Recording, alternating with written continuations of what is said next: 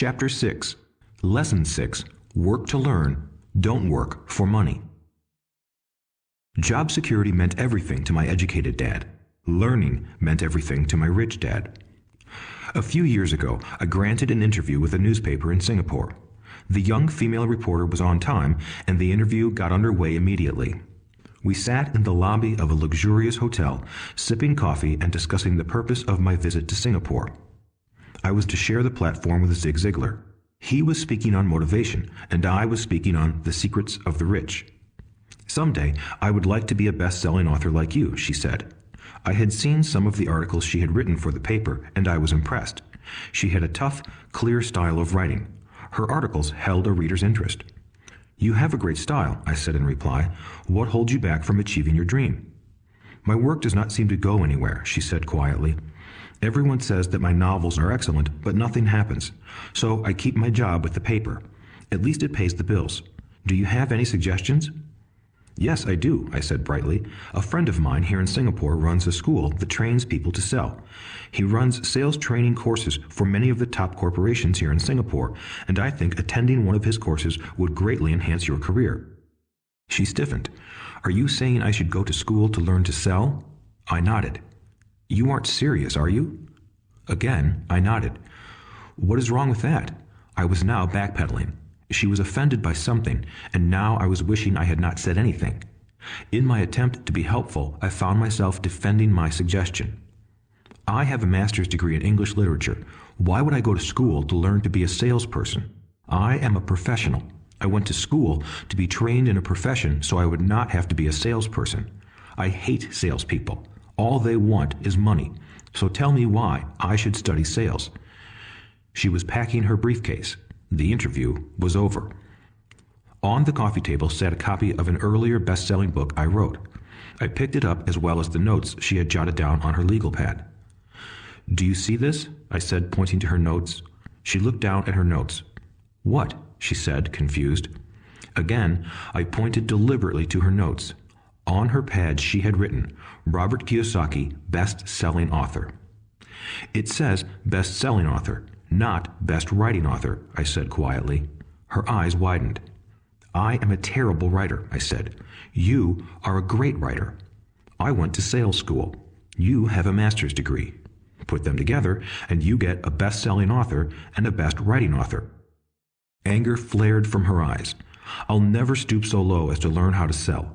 People like you have no business writing. I'm a professionally trained writer, and you are a salesman. It is not fair," she fumed. She put the rest of her notes away and hurried out through the large glass doors into the humid Singapore morning. At least she gave me a fair and favorable write-up the next morning. The world is filled with smart, talented, educated, and gifted people. We meet them every day. They are all around us. A few days ago, my car was not running well. I pulled into a garage, and the young mechanic had it fixed in just a few minutes. He knew what was wrong by simply listening to the engine. I was amazed. I am constantly shocked at how little talented people earn. I have met brilliant, highly educated people who earn less than $20,000 a year. A business consultant who specializes in the medical trade was telling me how many doctors, dentists, and chiropractors struggle financially. All this time, I thought that when they graduated, the dollars would pour in. It was this business consultant who gave me the phrase, "They are one skill away from great wealth." What this phrase means is that most people need only to learn and master one more skill, and their income would jump exponentially. I have mentioned before that financial intelligence is a synergy of accounting, investing, marketing, and law. Combine those four technical skills, and making money with money is easier than most people would believe. When it comes to money, the only skill most people know is to work hard. The classic example of a synergy of skills was that young writer for the newspaper. If she diligently learned the skills of sales and marketing, her income would jump dramatically. If I were her, I would take some courses in advertising copywriting as well as sales. Then, instead of working at the newspaper, I would seek a job at an advertising agency. Even if it were cut and pay, she would learn how to communicate in shortcuts that are used in successful advertising. She also would spend time learning public relations, an important skill. She would learn how to get millions in free publicity. Then, at night and on weekends, she could be writing her great novel. When it was finished, she would be better able to sell her book. Then, in a short while, she could be a best-selling author. When I came out with my first book, If You Want to Be Rich and Happy, Don't Go to School, a publisher suggested I change the title to The Economics of Education. I told the publisher that with a title like that, I would sell 2 books, one to my family and one to my best friend. The problem is that they would expect it for free. The obnoxious title, If You Want to Be Rich and Happy, Don't Go to School, was chosen because we knew it would get tons of publicity. I am pro-education and believe in education reform. If I were not pro-education, why would I continue to press for changing our antiquated educational system? So I chose a title that would get me on more TV and radio shows simply because I was willing to be controversial. Many people thought I was a fruitcake, but the book sold and sold. When I graduated from the U.S. Merchant Marine Academy in 1969, my educated dad was happy. Standard Oil of California had hired me for its oil tanker fleet as a third mate. The pay was low compared with my classmates, but it was okay for a first real job after college. My starting pay was about $42,000 a year, including overtime, and I only had to work for 7 months. I had 5 months of vacation. If I had wanted to, I could have taken the run to Vietnam with a subsidiary shipping company and easily doubled my pay instead of taking 5 months of vacation. I had a great career ahead of me, yet I resigned after 6 months with the company and joined the Marine Corps to learn how to fly. My educated dad was devastated. Rich Dad congratulated me. In school and in the workplace, the popular opinion is the idea of specialization. That is, in order to make more money or get promoted, you need to specialize. That is why medical doctors immediately begin to seek a specialty such as orthopedics or pediatrics. The same is true for accountants, architects, lawyers, pilots, and others. My educated dad believed in the same dogma. That is why he was thrilled when he eventually achieved his doctorate. He often admitted that schools reward people who study more and more about less and less. Rich Dad encouraged me to do exactly the opposite. You want to know a little about a lot, was his suggestion. That is why for years I worked in different areas of his companies. For a while, I worked in his accounting department. Although I would probably never have been an accountant, he wanted me to learn via osmosis. Rich Dad knew I would pick up jargon and a sense of what is important and what is not. I also worked as a busboy and construction worker as well as in sales, reservations, and marketing. He was grooming Mike and me. That is why he insisted we sit in on the meetings with his bankers, lawyers, accountants, and brokers. He wanted us to know a little about every aspect of his empire. When I quit my high-paying job with Standard Oil, my educated dad had a heart-to-heart talk with me. He was bewildered. He could not understand my decision to resign from a career that offered high pay, great benefits, lots of time off, and opportunity for promotion. When he asked me one evening, "Why did you quit?" I could not explain it to him, though I tried hard to. My logic did not fit his logic. The big problem was that my logic was my rich dad's logic. Job security meant everything to my educated dad. Learning meant everything to my rich dad. Educated dad thought I went to school to learn to be a ship's officer. Rich dad knew that I went to school to study international trade. So as a student, I made cargo runs, navigating large freighters, oil tankers, and passenger ships to the Far East and the South Pacific. Rich Dad emphasized that I should stay in the Pacific instead of taking ships to Europe because he knew that the emerging nations were in Asia, not Europe. While most of my classmates, including Mike, were partying at their fraternity houses, I was studying trade, people, business styles, and cultures in Japan, Taiwan, Thailand, Singapore, Hong Kong, Vietnam, Korea, Tahiti, Samoa, and the Philippines. I was partying also, but it was not in any frat house. I grew up rapidly. Educated Dad just could not understand why I decided to quit and join the Marine Corps. I told him I wanted to learn to fly, but really I wanted to learn to lead troops. Rich Dad explained to me that the hardest part of running a company is managing people. He had spent 3 years in the Army. My educated dad was draft exempt. Rich Dad valued learning to lead men into dangerous situations. Leadership is what you need to learn next, he said. If you are not a good leader, you'll get shot in the back, just like they do in business. Returning from Vietnam in 1973, I resigned my commission, even though I loved flying. I found a job with Xerox Corporation. I joined it for one reason, and it was not for the benefits. I was a shy person, and the thought of selling was the most frightening subject in the world. Xerox has one of the best sales training programs in America. Rich Dad was proud of me. My educated dad was ashamed. Being an intellectual, he thought that salespeople were below him. I worked with Xerox for 4 years until I overcame my fear of knocking on doors and being rejected. Once I could consistently be in the top 5 in sales, I again resigned and moved on, leaving behind another great career with an excellent company. In 1977, I formed my first company. Rich Dad had groomed Mike and me to take over companies, so I now had to learn to form them and put them together. My first product, the nylon and Velcro wallet, was manufactured in the Far East and shipped to a warehouse in New York, near where I had gone to school. My formal education was complete, and it was time to test my wings. If I failed, I would go broke. Rich Dad thought it best to go broke before 30. You still have time to recover, was his advice. On the eve of my 30th birthday, my first shipment left Korea for New York. Today, I still do business internationally, and as my rich dad encouraged me to do, I keep seeking the emerging nations. Today, my investment company invests in South American countries and Asian countries, as well as in Norway and Russia. There is an old cliche that goes, "Job is an acronym for just over broke."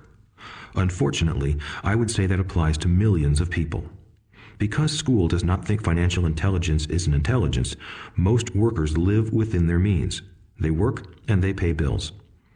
There is another horrible management theory that goes, workers work hard enough to not be fired, and owners pay just enough so that workers won't quit. And if you look at the pay scales of most companies, again, I would say there is a degree of truth to that statement. The net result is that most workers never get ahead. They do what they've been taught to do, get a secure job. Most workers focus on working for pay and benefits that reward them in the short term, but are often disastrous in the long run. Instead, I recommend to young people to seek work for what they will learn more than what they will earn. Look down the road at what skills they want to acquire before choosing a specific profession and before getting trapped in the rat race. Once people are trapped in the lifelong process of bill paying, they become like those little hamsters running around in those metal wheels. Their little furry legs are spinning furiously, the wheel is turning furiously, but come tomorrow morning, they'll still be in the same cage. Great job. In the movie Jerry Maguire, starring Tom Cruise, there are many great one-liners. Probably the most memorable is, "Show me the money." But there is one line I thought most truthful. It comes from the scene where Tom Cruise is leaving the firm. He has just been fired, and he is asking the entire company, "Who wants to come with me?" And the whole place is silent and frozen. Only one woman speaks up and says, "I'd like to, but I'm due for a promotion in 3 months." That statement is probably the most truthful statement in the whole movie. It is the type of statement that people use to keep themselves busy, working away to pay bills. I know my educated dad looked forward to his pay raise every year, and every year he was disappointed. So he would go back to school to earn more qualifications so he could get another raise. Then, once again, there would be another disappointment. The question I often ask people is, where is this daily activity taking you? Just like the little hamster, I wonder if people look at where their hard work is taking them. What does the future hold? In his book, The Retirement Myth, Craig S. Carpel writes, "I visited the headquarters of a major national pension consulting firm and met with a managing director who specializes in designing lush retirement plans for top management. When I asked her what people who don't have corner offices will be able to expect in the way of pension income, she said with a confident smile, 'The silver bullet.'" "What," I asked, "is the silver bullet?" She shrugged and said, "If baby boomers discover they don't have enough money to live on when they're older, they can always blow their brains out." Carpel goes on to explain the difference between the old defined benefit retirement plans and the new 401k plans that are riskier. It is not a pretty picture for most people working today, and that is just for retirement. Add medical fees and long-term nursing home care, and the picture is frightening. Already, many hospitals in countries with socialized medicine need to make tough decisions such as who will live and who will die. They make those decisions purely on how much money they have and how old the patients are. If the patient is old, they often will give the medical care to someone younger. The older, poor patient gets put to the back of the line. Just as the rich can afford better education, the rich will be able to keep themselves alive, while those who have little wealth will die. So I wonder, are workers looking into the future or just until their next paycheck, never questioning where they are headed? When I speak to adults who want to earn more money, I always recommend the same thing. I suggest taking a long view of their life. Instead of simply working for the money and security, which I admit are important, I suggest they take a second job that will teach them a second skill. Often I recommend joining a network marketing company, also called multi-level marketing, if they want to learn sales skills. Some of these companies have excellent training programs that help people get over their fear of failure and rejection, which are the main reasons people are unsuccessful. Education is more valuable than money in the long run. When I offer this suggestion, I often hear in response, "Oh, that is too much hassle," or "I only want to do what I am interested in." If they say it's too much of a hassle, I ask, "So you would rather work all your life giving 50% of what you earn to the government?" If they tell me, "I only do what I am interested in," I say, "I'm not interested in going to the gym, but I go because I want to feel better and live longer." Unfortunately, there is some truth to the old statement, "You can't teach an old dog new tricks." Unless a person is used to changing, it's hard to change. But for those of you who might be on the fence when it comes to the idea of working to learn something new, I offer this word of encouragement. Life is much like going to the gym. The most painful part is deciding to go. Once you get past that, it's easy.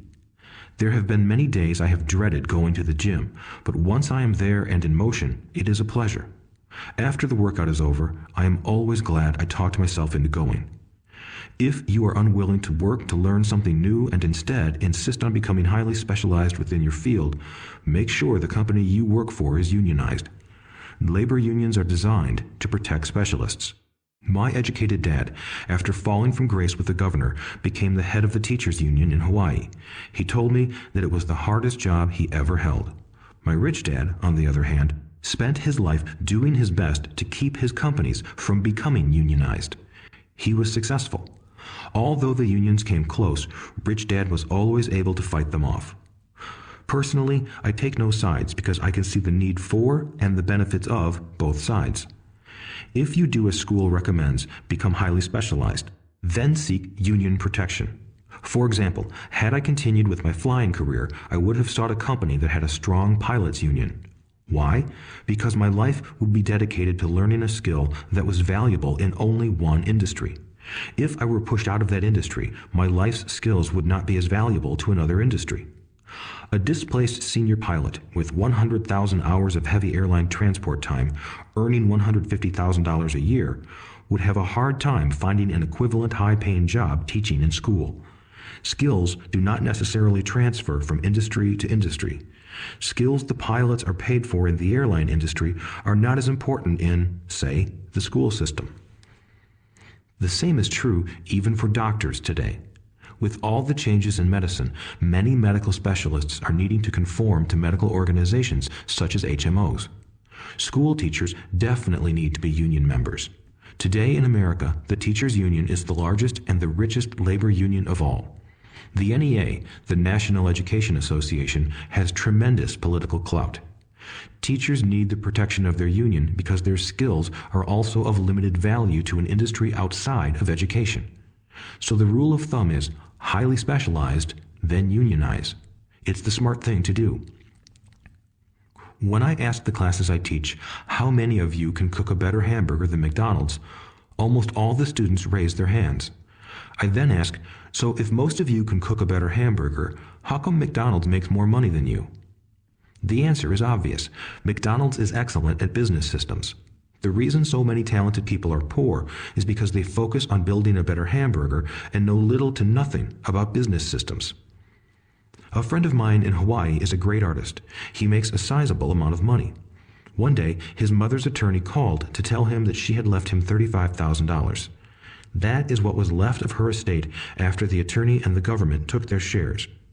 Immediately, he saw an opportunity to increase his business by using some of this money to advertise. 2 months later, his first 4-color full-page ad appeared in an expensive magazine that targeted the very rich. The ad ran for 3 months. He received no replies from the ad, and all of his inheritance is now gone.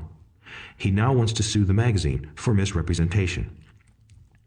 This is a common case of someone who can build a beautiful hamburger but knows little about business. When I asked him what he learned, his only reply was, "Advertising salespeople are crooks." I then asked him if he would be willing to take a course in sales and a course in direct marketing. His reply, "I don't have the time, and I don't want to waste my money." The world is filled with talented poor people. All too often, they're poor or struggle financially or earn less than they are capable of, not because of what they know, but because of what they do not know. They focus on perfecting their skills at building a better hamburger rather than the skills of selling and delivering the hamburger. Maybe McDonald's does not make the best hamburger, but they are the best at selling and delivering a basic average burger. Poor Dad wanted me to specialize. That was his view on how to be paid more. Even after being told by the governor of Hawaii that he could no longer work in state government, my educated dad continued to encourage me to get specialized. Educated Dad then took up the cause of the teachers' union, campaigning for further protection and benefits for these highly skilled and educated professionals. We argued often, but I know he never agreed that over-specialization is what caused the need for union protection. He never understood that the more specialized you become, the more you are trapped and dependent on that specialty. Rich Dad advised that Mike and I groom ourselves. Many corporations do the same thing. They find a young, bright student just out of business school and begin grooming that person to someday take over the company. So these bright young employees do not specialize in one department. They are moved from department to department to learn all the aspects of business systems.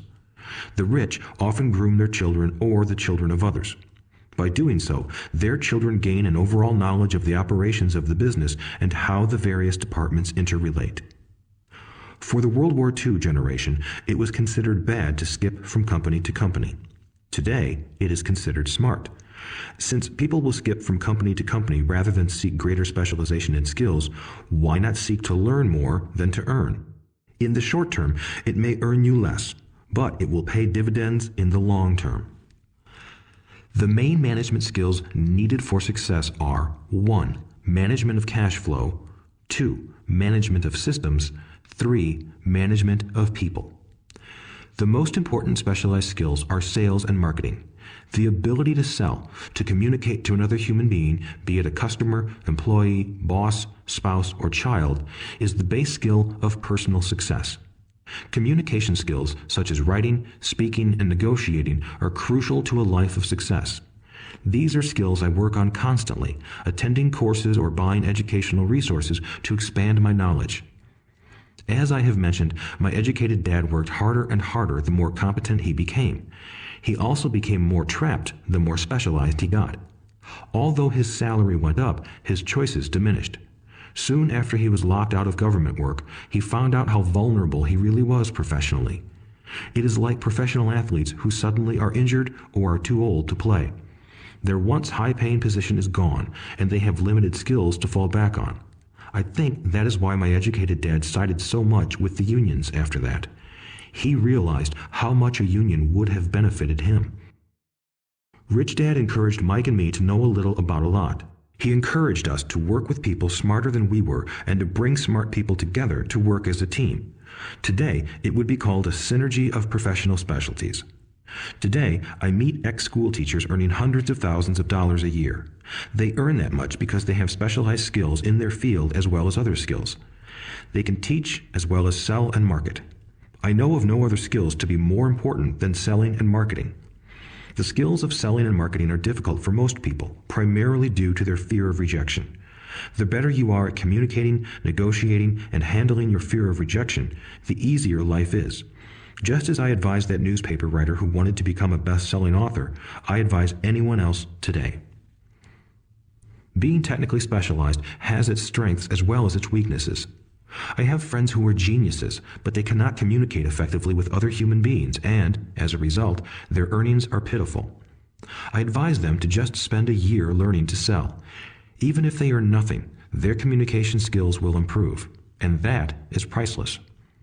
In addition to being good learners, sellers, and marketers, we need to be good teachers as well as good students. To be truly rich, we need to be able to give as well as to receive. In cases of financial or professional struggle, there is often a lack of giving and receiving. I know many people who are poor because they are neither good students nor good teachers. Both of my dads were generous men. Both made it a practice to give first. Teaching was one of their ways of giving. The more they gave, the more they received. One glaring difference was in the giving of money. My rich dad gave lots of money away. He gave to his church, to charities, and to his foundation. He knew that to receive money, you had to give money. Giving money is the secret to most great wealthy families. That is why there are organizations like the Rockefeller Foundation and the Ford Foundation. These are organizations designed to take their wealth and increase it, as well as give it away in perpetuity. My educated dad always said, "When I have some extra money, I'll give it." The problem was that there was never any extra. So he worked harder to draw more money in, rather than focus on the most important law of money: give and you shall receive. Instead, he believed in receive and then you give. In conclusion, I became both dads. One part of me is a hardcore capitalist who loves the game of money making money.